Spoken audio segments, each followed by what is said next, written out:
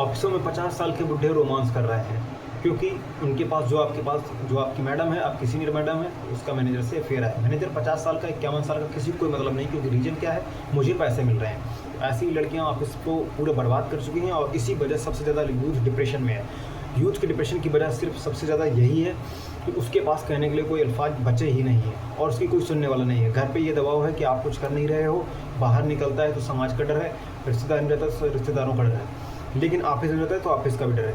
Office में जितनी भी लड़कियां हैं, अक्सर कर, मैं सारी की बात नहीं कर रहा हूँ, लेकिन 95% जो लड़कियां हैं वो किसी न किसी का शिकार हैं, किसी मैनेजर का या सीईओ का या किसी भी मतलब बड़े पद का शिकार है। और उनकी वजह से वो क्या करती हैं, चीट करती हैं और आपको चीट करके निकाल देती हैं और खुद आगे बढ़ जाती हैं। तो सबसे गधी चीज़ है, और सबसे गधी लड़कियां जो होती हैं ना, वो अपने जिस्म को बेच रही हैं मैनेजरों के साथ में और उसका एंजॉय कर रही हैं। और उनको ऐसा लग रहा है कि मैं बहुत आगे हूँ, मेरे पास टैलेंट है, लेकिन टैलेंट नाम की कोई चीज़ नहीं है, क्योंकि उनको जिस्म बेचना पड़ रहा है। सीधी सीधी बात है। और हम आपको दिखा भी दे रहे हैं, जितने भी ये केसेस हो रहे हैं, आज इसको मारा, कल उसको मारा, आज इस पति को मार दिया, कल उसको जहर दे दिया, जितनी भी नए नए केसेस हो रहे हैं, ये सबसे बड़ी बात यह है कि सब पहले से किसी न किसी इंटरनल अफेयर में फंसी हुई होती हैं, या तो किसी मैनेजर से फंसी होती हैं, या तो इनका कोई बॉयफ्रेंड होता है। जैसे कि अभी मैंने एक केस हुआ था, जो कि वो शायद राजा रघुवंशी वाला था, उसकी कंपनी थी, उसी कंपनी में नौकरी करता था, जिसका जो लड़की थी और उसका साथ में ही वो नौकरी करती थी, और उसका जो अफेयर था उसी लड़की के साथ में था। तो अभी जो राजा रघुवंशी वाला जो केस था, इसमें भी ठीक ऐसा ही था। तो इसीलिए सबसे ज़्यादा यूथ डिप्रेशन में, और यूथ डिप्रेशन की वजह से हम लोगों को चाहते हैं कि वो मोटिवेशन कर सकें, क्योंकि आप लोगों की सबसे बड़ी बात यह है कि आप अच्छी वीडियो को नहीं देखना चाहते हो, आपको चाहिए रंडी रोना।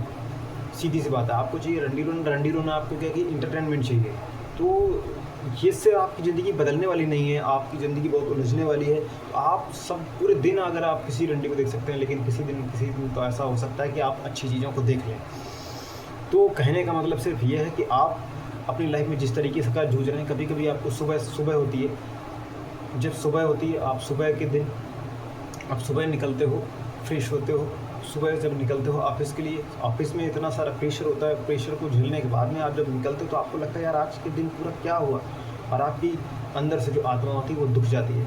उसके बाद में आप जाते हो कहीं ना कहीं, तो आपको ऐसा लगता है कि अरे यार मेरा क्या होगा।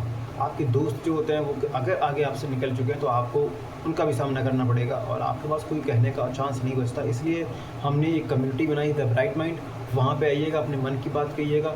लोग देख रहे हैं पॉडकास्ट जो कर रहे हैं, फिलॉसफी उसमें छोड़ रहे हैं, और ऐसी छोड़ रहे हैं फिलॉसफी जैसे कि बहुत ईमानदार लोग हों, लेकिन कुछ दिन के बाद कितनी गंदगी फैला देते हैं। जैसे रणवीर अल्लाहवादिया कितनी गंदगी फैला दी। जो इंसान अपने माँ बाप को नहीं छोड़ रहा है वो तुम्हें क्या छोड़ेगा। समझ रहे हो। रणवीर अल्लाहवादी के लिए ये शब्द है, जो इंसान अपने माँ बाप को नहीं छोड़ रहा है वो दूसरे को क्या छोड़ेगा। तो आप ऐसी गंदी चीज़ों को, गंदी कंटेंट को देख रहे हैं, लेकिन आपको अगर कोई अच्छा इंसान समझाए तो आप उसको नहीं देखोगे, क्योंकि आपको मज़ा नहीं मिल रहा है। आपको चाहिए मज़ा, और मज़े के पीछे, हर मज़े के पीछे सजा है। तो मेरा कहने का मतलब सिर्फ ये है कि आप यूथ हो और आपकी अगर 20 साल प्लस उम्र है तो आपको अभी बदल जाना चाहिए, ये प्यार मोहब्बत का चक्कर छोड़ देना चाहिए। मुझे लगता है अगर नहीं छोड़ रहे हो तो फिर किसी दिन ज़िंदगी ऐसी लात मारेगी कि आप शायद इस दुनिया में नहीं रहोगे। और इससे ज़्यादा सबसे इसीलिए देख रहे हो आप यूथ परेशान हो रहा है, परेशान घूम रहा है। तो मेरा कहने का मतलब सिर्फ यही था कि आप लोग बेहतर बने और बेहतरीन रहें, बस।